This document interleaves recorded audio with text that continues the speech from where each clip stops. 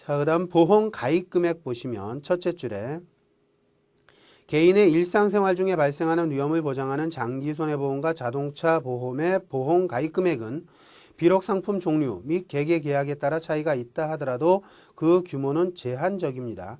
하지만 일반 손해보험은 기업을 주된 가입 대상으로 하고 기업 활동 과정에서 발생하는 보험사고를 담보하고 있으므로 경우에 따라서는 보험사고 발생이 보험회사 경영에 치명적 영향을 미칠 수 있습니다. 그러니까 가입금의 규모가 이제 대단히 크게 차이가 날 수 있다라는 건데 쉽게 그냥 우리 일상생활에 접할 수 있는 걸로 보시면 가정집, 뭐 주택화재보험 가입한다. 그러면 가입 금액이 많아봤자 몇 억 단위 이낼 겁니다. 그래서 뭐 1억이든 3억이든 이렇게 금액이 상당히 제한적인데 예를 들어서 삼성전자 반도체 공장을 화재보험 가입한다. 그러면 도대체 가입 금액이 얼마가 될까요? 몇백억, 몇천억이 될 수 있다라는 거죠. 그러면 어떤 집에서 화재가 나든 삼성전자 공장에서 화재가 나든 보험회사 입장에서 보면 집에서 화재가 발생이 돼서 보험금으로 몇 억 나가는 건 경영에 큰 위험을 초래하지 않을 겁니다. 하지만 삼성전자 공장을 한꺼번에 보험금을 지급한다면 상당히 위험해질 수 있겠죠. 그래서 가입금의 규모가 대단히 크게 차이가 날 수 있다라는 차이점이 있고요. 자, 그 다음 아래에 나오는 자동보건제도가 굉장히 큰 특징입니다. 자, 이 자동보건제도는 장기 손해보험에만 있는 제도입니다. 그러니까 자동차 보험이나 일반 손해보험에는 존재하지 않는 특징인데요. 모든 장기 손해보험은 자동보건제도의 특징을 가지고 있다라고 보셔도 됩니다. 일단 내용부터 좀 확인을 해보죠. 첫째 줄 보시면 자동보건제도는 1회의 보험사고에 의하여 지급받은 보험금이 가입 시 최대 지급 보험금의 80% 이하인 경우에는 가입 시 가입 금액으로 원상 회복되는 장기 손해보험에만 존재하는 제도다라는 말이 나오죠. 자, 여기서 중요한 키워드는 1회의 보험사고라는 게 키워드고요. 그리고 최대 지급 보험금의 80% 이하가 키워드고요.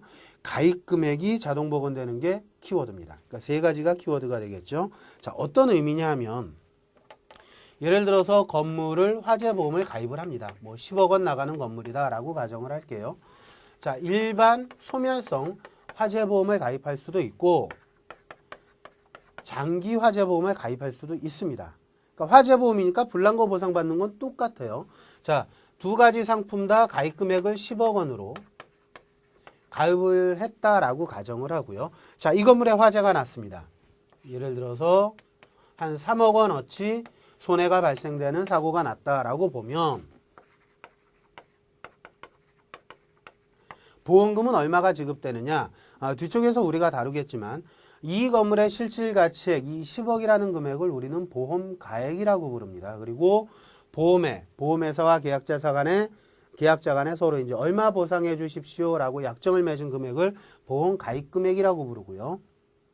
그래서 보험가액과 보험가입 금액이 동일한 보험을 전부보험이다 이렇게 부르는데 그럴 때 보험금으로 지급되는 규모는요. 손해를 본 그 금액 그대로 보험금으로 지급됩니다. 그러면 일반 손해보험도 3억 손해 났으니까 3억 원 보험금이 지급되고요. 장기 손해보험도 동일하게 3억 원의 보험금이 지급되는 것까지는 동일합니다. 그러고 나서가 문제죠. 자동보건제도라는 건 어떻게 되는 거냐? 자, 이 장기보험에 있는 건데 자, 한 번 사고가 났는데 3억 원 손해 났습니다. 그러면 전체 금액의 30%가 손해가 난 거죠. 80% 이하죠. 그러면 다시 이 가입 금액이 10억 원으로 원상 회복되는 제도가 장기 손해보험에서 얘기하는 자동보건 제도입니다. 그러면 일반 손해보험은 어떻게 되느냐? 잔존 가입 금액이라고 우리가 부르는데 10억 원에서 3억 원어치는 가치가 빠졌다라고 보는 거예요. 금전적인 부분이 빠졌다라고 보기 때문에 일반 화재보험 같은 경우에는 가입 금액이 7억 원만 남게 됩니다. 건물주가 만약에 이걸 복구했다 그러면 3억 원에 대해서 나머지 기간 보험 다시 들어야겠죠. 하지만 장기 손해보험은 한 번의 사고로 그러니까 사고가 여러 번 발생됐다 그건 아무 상관이 없습니다. 한 번의 사고를 따졌을 때 80% 이하의 손해가 발생이 됐다면 계속해서 최초 가입했을 때의 가입 금액으로 원상 회복시켜주는 제도, 이게 바로 자동보건 제도다라고 보시면 되겠습니다. 장기 손해보험에만 있는 특징이에요. 넘어가시고요. 5번의 판매 형태 그냥 읽어보시고 6번의 요율 산정 부분 보시게 되면 첫 줄에 장기 손해보험의 보험료는 생명보험과 마찬가지로 예정 위험률, 예정 이율, 예정 사업비율 등 예정 기초율을 이용하여 수지상 등 원칙에 입각해서 산출하지만 반면에 자동차보험, 일반손해보험의 보험료는 그 아래줄 끝에요. 손해율법과 순보험료법 두 가지로 구분이 된다라는 말이 나옵니다. 자, 무슨 얘기냐 하면 장기손해보험 같은 경우에는 이제 그 생명보험이나 이제 이런 어떤 인보험처럼 예정 위험률, 예정 이율, 예정 사업비율 세 가지 요소를 가지고 보험료를 산정을 하는 게 동일합니다. 그러니까 생명보험과 동일한 방식을 택하고 있다라고 보시면 되는데 반면에 자동차 보험과 일반 손해보험 같은 경우에는 환급금이라는 게 존재하지 않아요.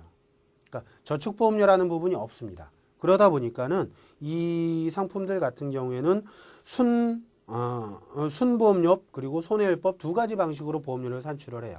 그래서 손해율법이라는 건 그 해당 대상, 그러니까 주로 이제 단체보험 쪽에서 많이 적용이 되는데 그 해당 대상이 과거에 사고가 얼마나 발생이 됐느냐. 기본적인 보험료는 나와 있겠지만 이 기본적으로 나와 있는 보험료에다가 이 단체가 과거에 사고가 얼마나 났느냐라는 어떤 해당 기업의 과거 손해율을 미래 보험료에 반영을 시키는 게 이제 손해율법이다라고 보시면 됩니다.